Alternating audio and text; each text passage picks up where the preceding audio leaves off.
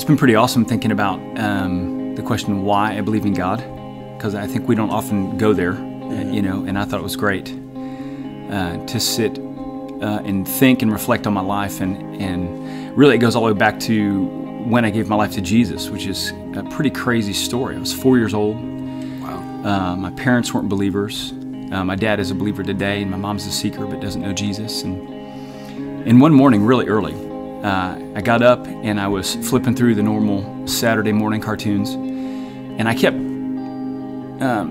changing the channel by this preacher, and he kept talking about this guy named Jesus. And I for whatever reason, I was really attracted to it. Again, I think I always had a God awareness, even though my parents weren't believers, and I just think it drew on that. I think it was the Holy Spirit really drawing me. And so instead of cartoons, I flipped to this channel and listened to this guy literally just share the gospel. But the angle that he shared was that God had come near, that he wants to be our friend. And he did share about the cross, forgiveness of sins, our need for that. And as a kid, I was just fascinated. And to this day, I remember incredible detail about it. He was on a black stage with this big, huge table with prayer letters on it, And the preacher's name actually was Rex Humbard, who I'd never seen again since then. But the interesting thing is he came to this line at the end as he was kind of asking people to respond. He says, hey, I've told this story about Jesus and the gospel and what he's done for you. He says, how many of you, whether you're watching by TV or you're out here in the audience, want to be a friend of Jesus? And man, that phrase struck my heart. And as a little kid, literally 4 years old, we were living in Colorado. I said, how many of you want to be a friend of Jesus? And there was something inside of me that said, I want to be your friend. I'll be your friend, Jesus. I mean, literally my heart kind of jumped inside of me. And it's almost like I raised my hand. I don't know if I did anymore, but that's kind of what was going on inside.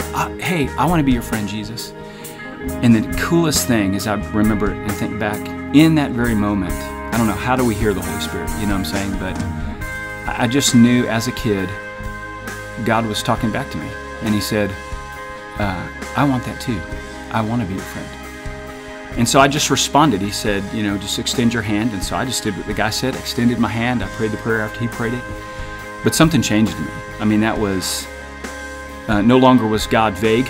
I know there's a God out there somewhere. Mm-hmm. But there was this God who wanted to be my friend, and I wanted to be his friend. Mm-hmm. And that's how it all started for me. And so that's been a real unique way for me to connect with God for years. It's just, if I were to come get time with him and just say, Jesus, my friend, and just stay there for a little bit, that's just, for whatever reason, a real special way for me to connect with him. Another reason that I really am walking with Jesus, and people say, well, you're laying your life down, and I don't even really realize that. I'm kind of like, we are? Okay. I'm, first of all, like I said, I'm walking with my friend. Mm-hmm. I want to do what he's doing. I want to do what's on his heart. I love him and he loves me and that kind of thing. But as you go through life, you experience struggles and disappointments and pain. And, my family, my mom and dad were divorced when I was 8. So my family, as I share with people, has blown up like twice. My dad was divorced twice. And that just really, as a kid, just rocks your world. You're kind of like, what? This isn't supposed to happen. What's going on here? And as a matter of fact, the week before my mom and dad separated, I remember telling a very good friend of mine named Mark Knoll, we were playing catch in the front yard, and he said, hey Pete, how you doing? We were just being kids and talking, and I told him, Mark, you know what? I have the best family. I have the coolest family. And then a week later, they separated. So it was like this, out of the blue, my world got flipped upside down.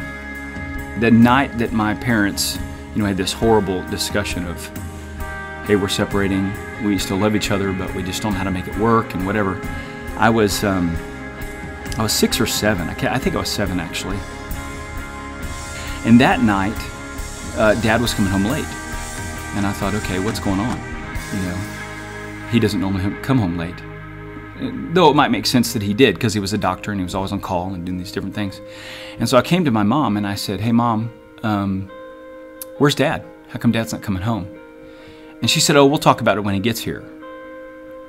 And at that moment, the Holy Spirit told me as a 7-year-old kid, what's divorce? I don't even really know what divorce is, you know. But this phrase came to my mind, your parents are going to get a divorce. Just out of the blue. And I looked at my mom and I said, Mom, you and Daddy are going to get a divorce, aren't you?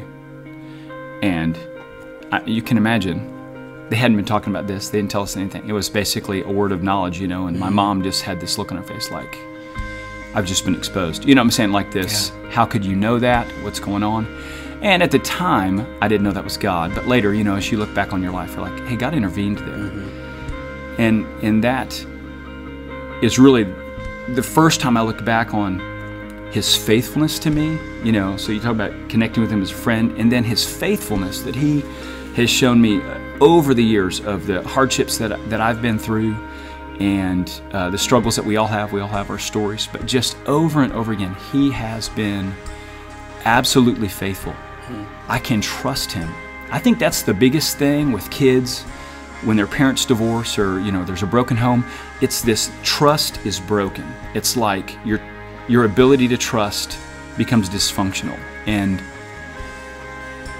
God, over the years, in showing His faithfulness, has just healed that in my life.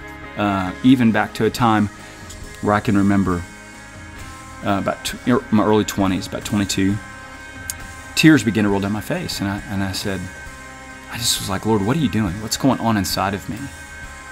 And I found the question coming out of my heart, is it really okay for me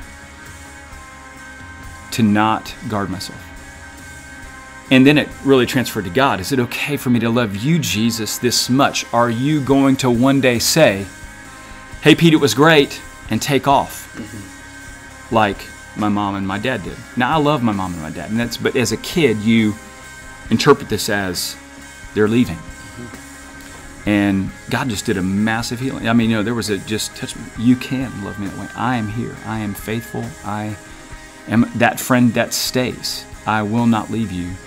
And it's okay. You can, you know, give your life without reservation to me, and I'll be faithful.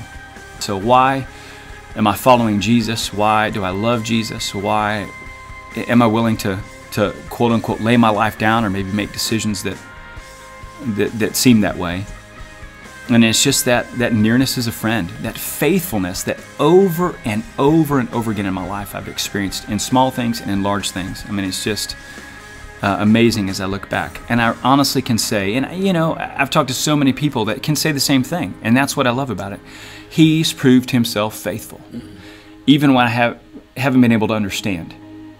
When there's things that have come that I don't have any answers for, still to this day, I look back and I can question a lot of things, but I can't question that.